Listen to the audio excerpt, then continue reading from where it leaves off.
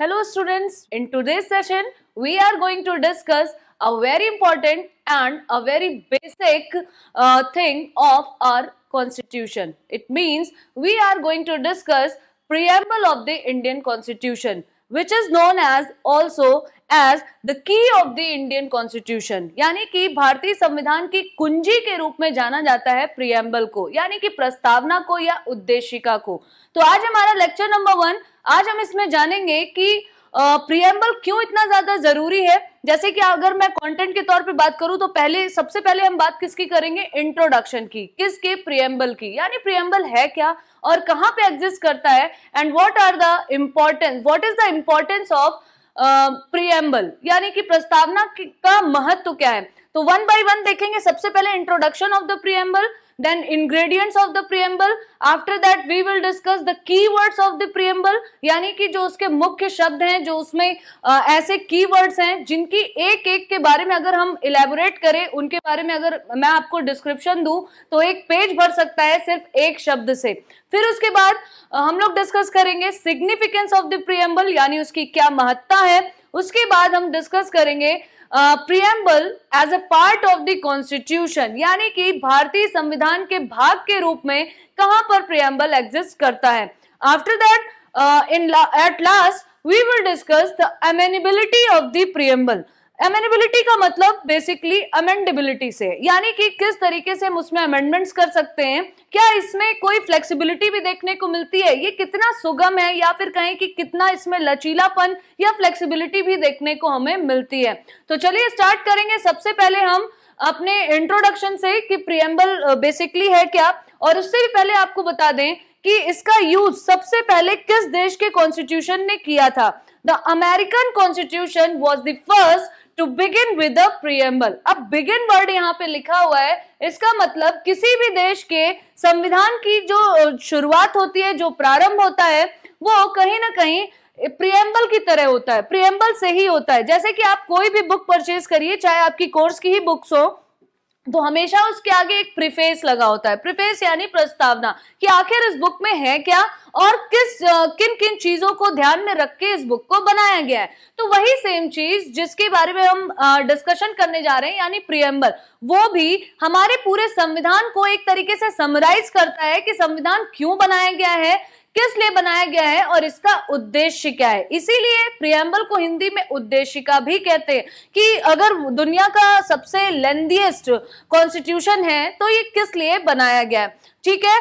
और अगर हम बात करें कि अमेरिका ने सबसे पहले इसे स्टार्ट किया, इसे शुरू किया, तो मैनी कंट्रीज इंक्लूडिंग इंडिया, यानी कि बहुत सारे देश, और साथ साथ अगर हम भारत की भी बात करें, फॉलोड दिस प्रैक्टिस, और इसी प्रथा को भारत ने भी अपनाया है। यानी कि भारत भी क्या कर रहा है, भारत ने भी अपने कॉन्स्टिट्यूशन में जो पहला पेज रखा है वो प्रियम्बल का ही रखा है, ठीक है।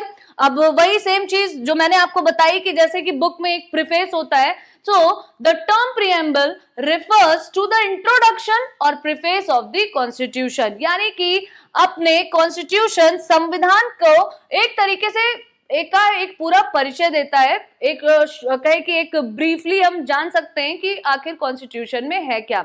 वही सेम चीज आपकी हिंदी में भी लिखी है कि उद्देशिका के साथ प्रारंभ करने वाला प्रथम देश अमेरिका था। भारत सहित कई देशों ने इस प्रथा का पालन किया।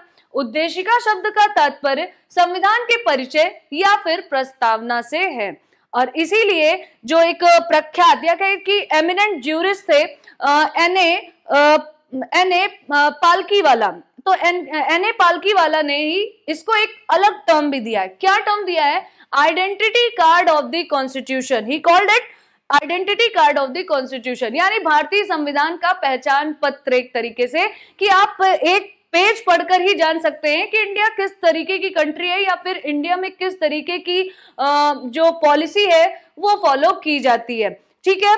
अब देखेंगे जो प्रियम्बल है वो अगर आपने मेकिंग ऑफ कॉन्स्टिट्यूशन का टॉपिक पढ़ा होगा तो मैंने आपको बताया था एक क्या पारित किया गया था, ऑब्जेक्टिव रेजोल्यूशन, यानी कि जिसे हम क्या कहते हैं, प्रस्तावना उद्देश्य, ठीक है। तो प्रस्तावना संकल्प के नाम से भी जानते हैं।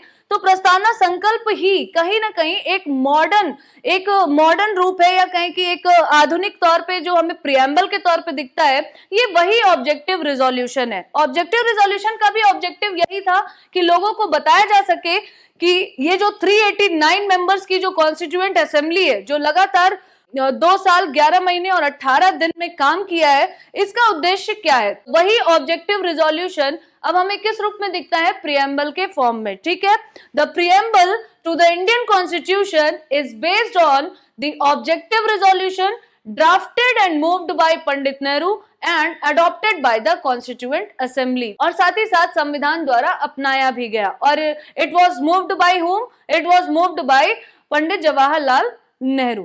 ठीक है, अब हम यहाँ पे बात करेंगे जो बेसिकली हमें प्रियम्बल में देखने को मिलता है। आपने 3 वर्ड सुने होंगे, अक्सर उनसे क्वेश्चन भी होता है कि ये कब शामिल हुए, कब इनको इंक्लूड किया गया, and by which amendment they were added to the preamble. ठीक है, तो यहाँ पे देखिएगा इट हैज बीन अमेंडेड, क्योंकि यहाँ पे सबसे पहले हम बात क्या करेंगे कि कॉन्स्टिट्यूशन जब हमारा लागू हुआ, जब इंप्लीमेंट हुआ, कब, 26 जनवरी 1950, तो प्रियम्बल के साथ ही हुआ था, यानी कि प्रियम्बल भी इंक्लूडेड था उसमें। ठीक है, लेकिन उसमें आज तक जो चेंज आया, जो कहीं कि अमेंडमेंट किया गया, वो था आपका 42nd amendment, and which was the constitutional amendment, एक संवैधानिक संशोधन था।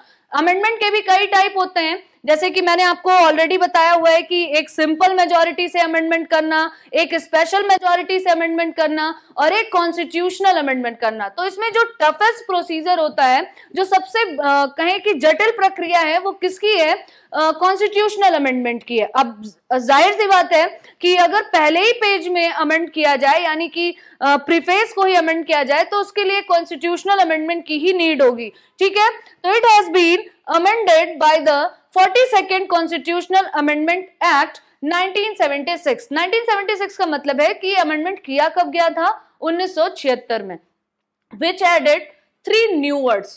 3 new words का क्या मतलब है कि originally they were not presented in and originally they were not existed in preamble.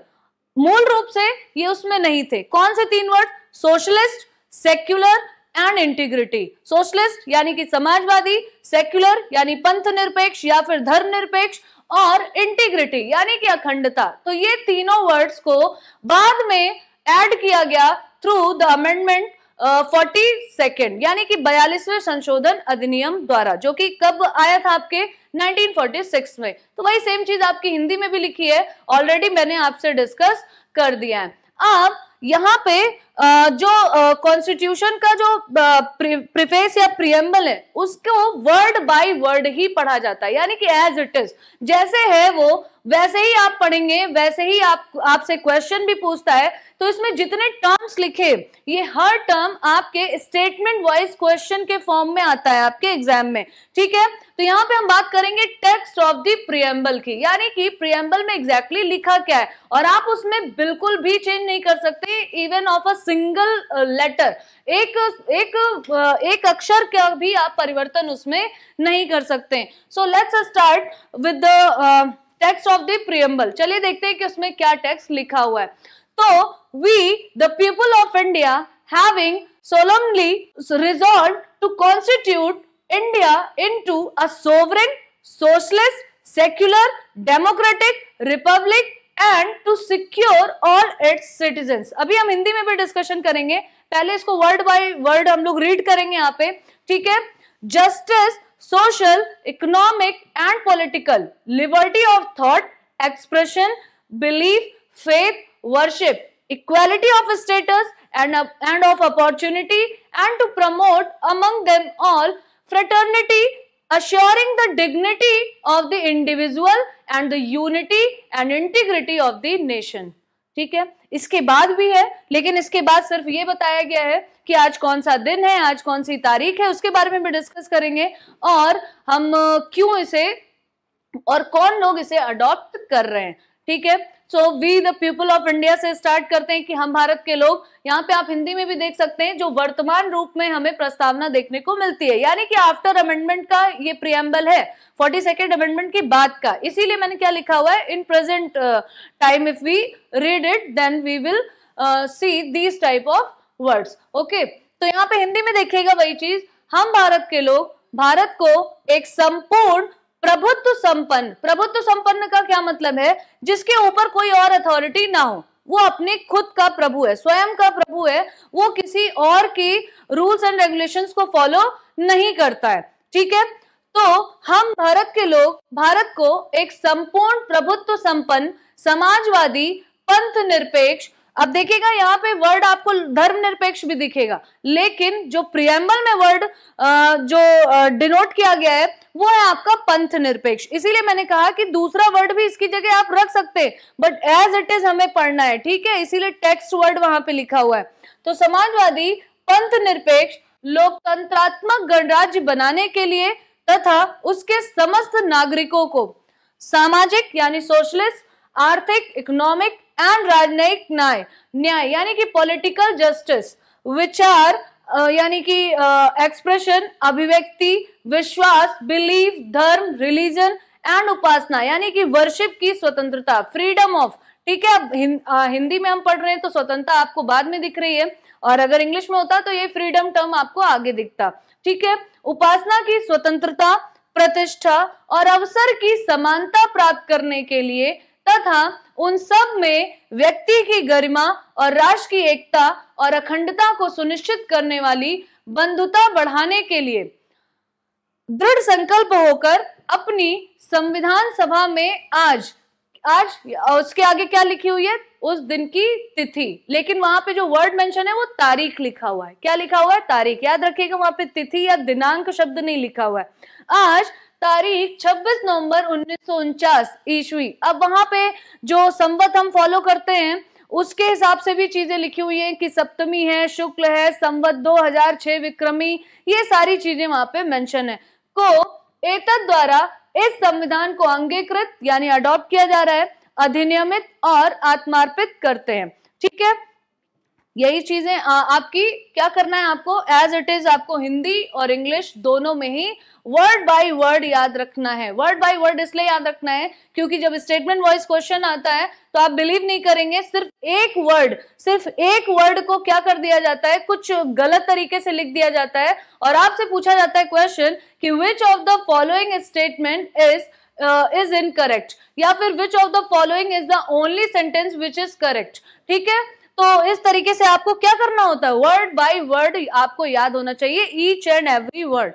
ठीक है, now we will discuss about the ingredients of the preamble, यानी कि इसमें क्या क्या सामग्री है या क्या क्या कंटेंट है, किसमें, प्रियम्बल में।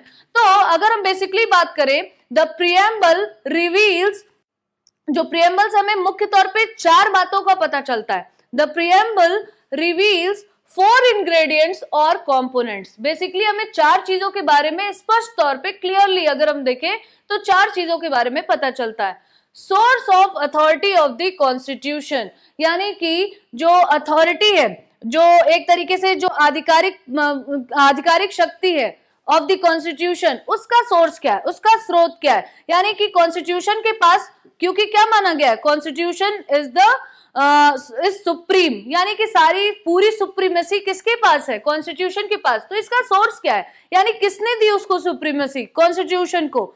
तो the preamble states that the constitution derives it's authority from the people of India, यानी भारत के लोगों से ही ये अथॉरिटी उसे मिली है, क्योंकि सभी ने प्लेज की थी। जब कॉन्स्टिट्यूएंट असेंबली में इसे अडॉप्ट किया गया तो सभी ने, तो सबके कॉन्स्टिट्यूएंट असेंबली इसीलिए ऐसे ही नहीं बना दी गई थी। देयर वाज अ इलेक्शन, है ना, एक इलेक्शन हेल्ड हुआ था।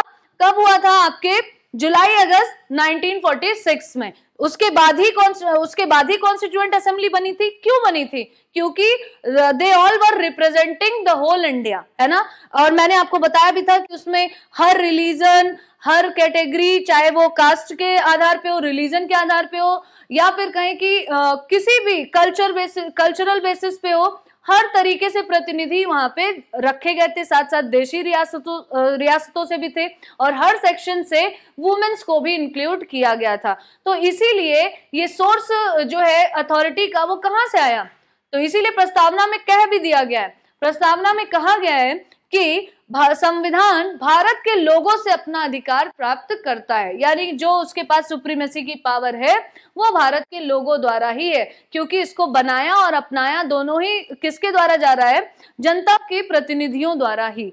Second thing, nature of Indian state. अब यहां से प्रियम्बल से एक चीज तो क्लियर हो जाती है कि अब स्टेट का मतलब फिर से मैं आपको बता दूं, स्टेट का मतलब यहाँ राज्य से नहीं है, स्टेट का मतलब एक राष्ट्र से है, ठीक है। अब राष्ट्र, अब वैसे तो आर्टिकल 12 में मैंने आपको बताया state includes four type of authority members या कहें अथॉरिटी ग्रुप्स या एसोसिएशंस, जिसमें आपकी सेंट्रल गवर्नमेंट है, स्टेट गवर्नमेंट है, आपकी लोकल गवर्नमेंट्स हैं, ये सारे लोग उसमें शामिल होते हैं स्टेट में, ठीक है। यहाँ पे लेकिन बात किसकी हो रही है, एक राष्ट्र की।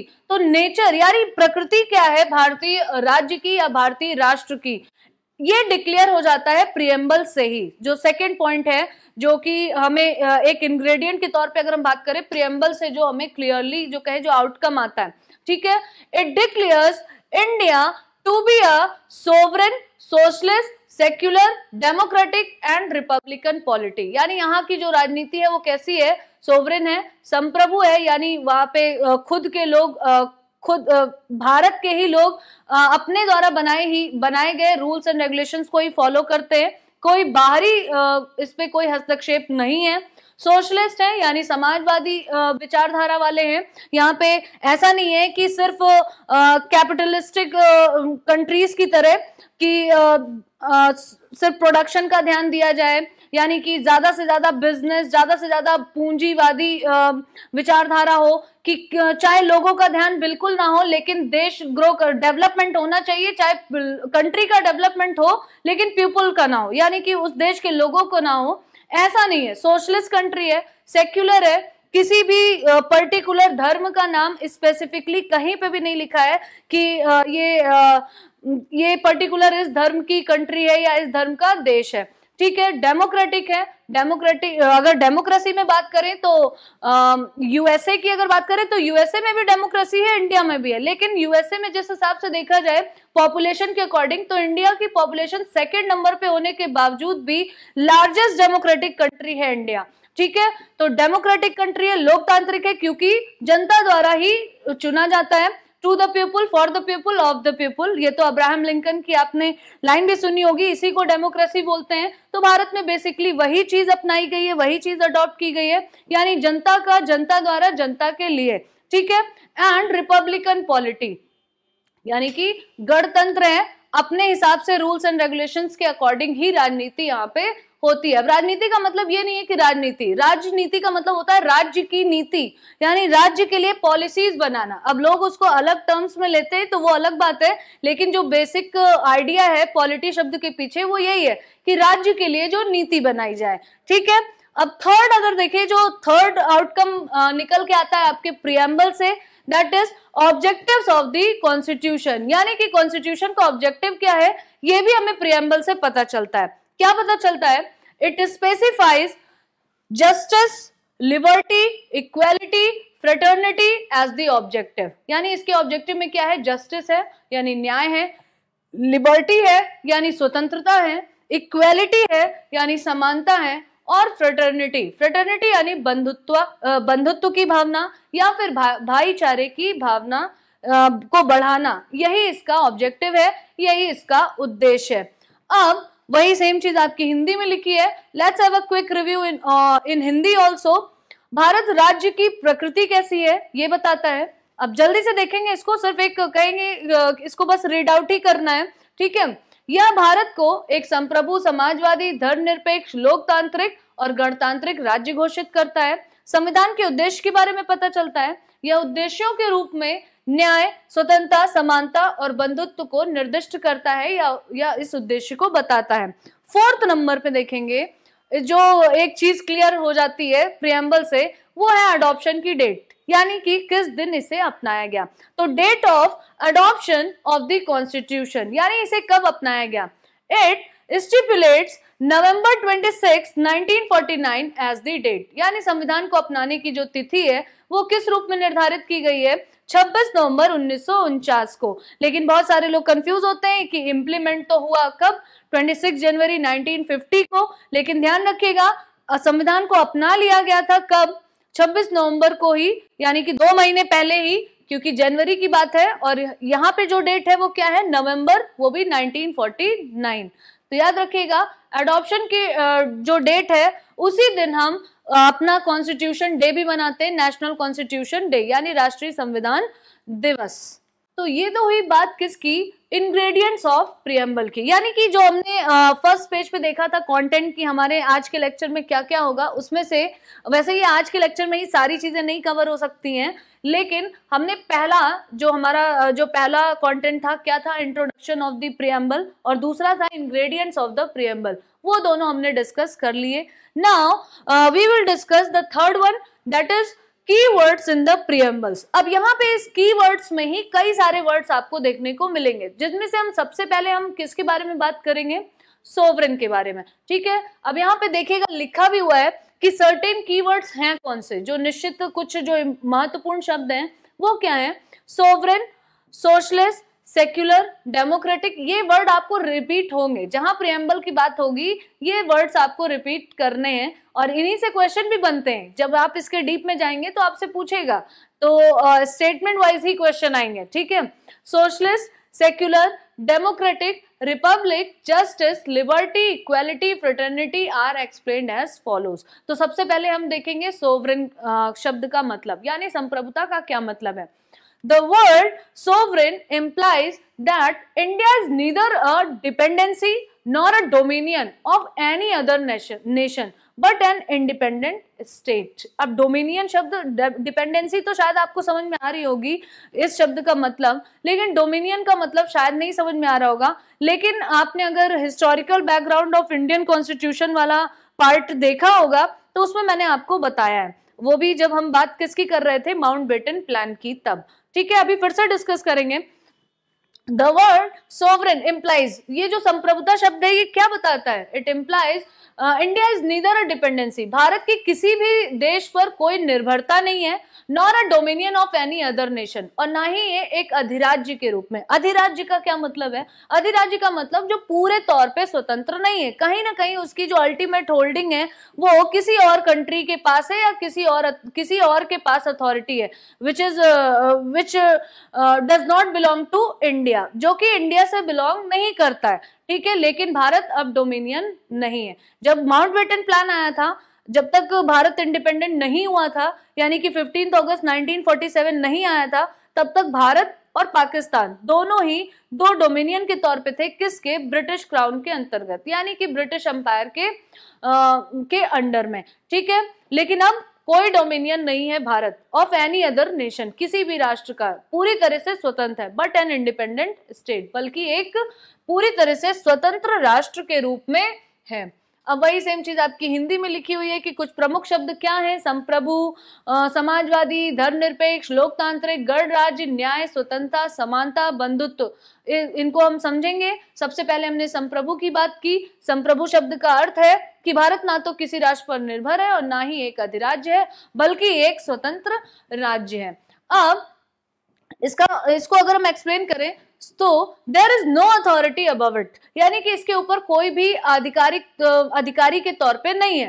And it is free to conduct its own affairs both internal और एक्सटर्नल। अब इसका क्या मतलब है कि it is free to conduct its own affairs both internal और एक्सटर्नल, यानी कि कोई भी प्रकरण हो, कोई भी मामला हो, चाहे वो इंटरनल हो चाहे वो एक्सटर्नल हो, यानी कि कोई आंतरिक मामला हो या कोई बाह्य मामला, यानी कि चाहे दूसरे देशों से कोई भी विवाद हो या आंतरिक तौर पे कोई भी विवाद हो, उसमें किसी बाहरी के हस्तक्षेप की कोई जरूरत नहीं है। भारत का जो सिस्टम है, भारत ने जो अपना पूरी एक प्रणाली बना रखी है, उसमें ही उसके पास सारी चीजों के सोल्यूशन है और कोई भी हस्तक्षेप किसी बाहरी देश का नहीं है। ठीक है, अब यहाँ पे दो चीजें हमें देखने को मिलती हैं कि भारत कई सारे ग्रुप्स का मेंबर भी है।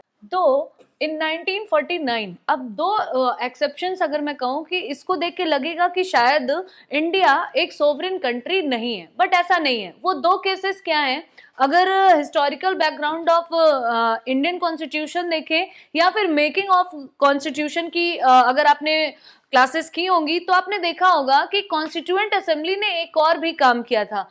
क्या किया था, कॉमनवेल्थ नेशंस में भारत की सदस्यता जो उसकी मेंबरशिप थी उसको रेटिफाई किया था, यानी बाय वोटिंग या कहें कि सार्वजनिक तौर पे औपचारिक तौर पे भारत को सदस्यता दिलाई थी किसकी, कॉमनवेल्थ के ग्रुप में, यानी कॉमनवेल्थ नेशंस के ग्रुप में।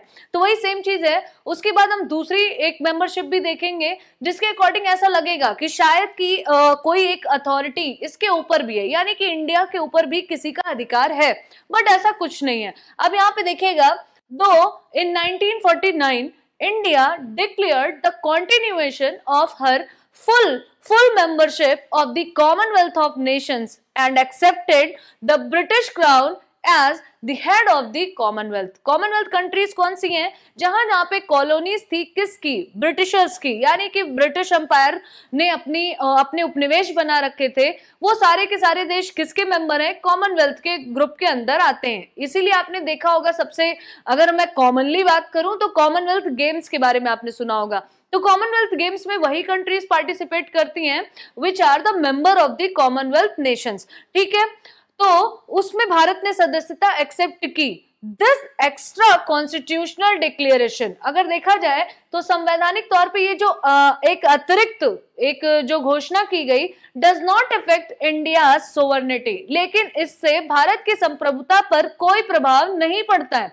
ठीक है, इन एनी मैनर फर्दर। इसके अलावा एक चीज और देखेंगे, India's membership of the United Nations organization, यानी कि यूएनओ, जिसकी स्थापना कब हुई थी, 24 अक्टूबर 1945, यानी कि 24 अक्टूबर 1945 1945 में। ठीक है, जिसका उद्देश्य क्या था, पूरे अच्छा इसका एस्टेब्लिशमेंट के ईयर से आपको क्या लगता है, इसका एस्टेब्लिशमेंट कब हुआ, 1945, और मंथ कौन सा रहा, अक्टूबर। तो अगर आपको याद हो कि 1945 तक क्या चल रहा था, सेकेंड वर्ल्ड वॉर, जिसकी वजह से पूरी दुनिया आपस में क्या थी, पूरी तरीके से एक वॉर की कंडीशन। एक पहले कोल्ड वॉर चला आपके 39 से लेकर 44 तक, उसके बाद ये तब तक नहीं समाप्त होता जब तक हिरोशिमा और नागासाकी में जो परमाणु बम अमेरिका ने नहीं गिराया।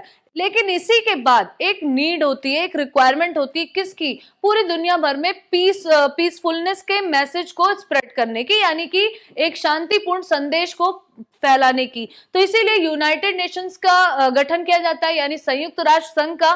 तो भारत भी उसका मेंबर है, is also India is also the member of United Nations, but still कोई लिमिटेशंस ऑन हर सोवर्निटी, यानी इंडिया की सोवर्निटी पर, इंडिया की संप्रभुता पर इसका कोई भी इफेक्ट नहीं होता है, यूएनओ का मेंबर होने पर भी। और चाहे कॉमनवेल्थ के मेंबर के रूप में आधिकारिक घोषणा की गई, यानी रेटिफाई किया गया बाय वोटिंग, या कहें कि एक जनमत संग्रह कराया जाता है, यानी लोगों का पोल लिया जाता है कि क्या करना चाहिए क्या नहीं, उसके अकॉर्डिंग या कहें कि इसके बावजूद भी भारत के ऊपर उसकी सोवर्निटी पे कोई असर नहीं पड़ता है। वही सेम चीज आपकी हिंदी में भी लिखी हुई है। I don't think so there is any need to explain it again in Hindi. Okay, अब देखेंगे being a sovereign state India can, अब देखिए ये बात तो ठीक है कि भारत के ऊपर किसी का कोई अधिकार नहीं है, India is a sovereign country, but India can either acquire a foreign territory और cede a part of its territory in favor of a foreign state। लेकिन ये दोनों बातें इसके बावजूद भी हो सकती हैं, संप्रभु देश होने के बावजूद। इंडिया चाहे तो किसी फॉरेन टेरिटरी को, यानी कि किसी भी विदेशी भूमि को क्या कर सकता है, एक्वायर कर सकता है, उसे ले भी सकता है। और अगर किसी फॉरेन कंट्री के फेवर की बात है, यानी कि उसके पक्ष में कोई चीज करना चाहे तो अपना पार्ट दे भी सकता है, अपनी टेरिटरी का पार्ट दे भी सकता है, उसका त्याग भी कर सकता है। ठीक है, तो ये बात हुई किसकी, सोवर्निटी की, जो कि पहला वर्ड था। यहाँ पे हम डिस्कशन किसका कर रहे थे, की words of the Indian constitution. तो पहला वर्ड था हमारा सोवर्निटी। तो सोवर्निटी का मतलब हमने समझा, कुछ एक्सेप्शंस थे उनके बारे में समझा, और सॉवरेनिटी होने के बावजूद भी भारत के पास और कौन से राइट्स हैं उनके बारे में हमने डिस्कशन किया.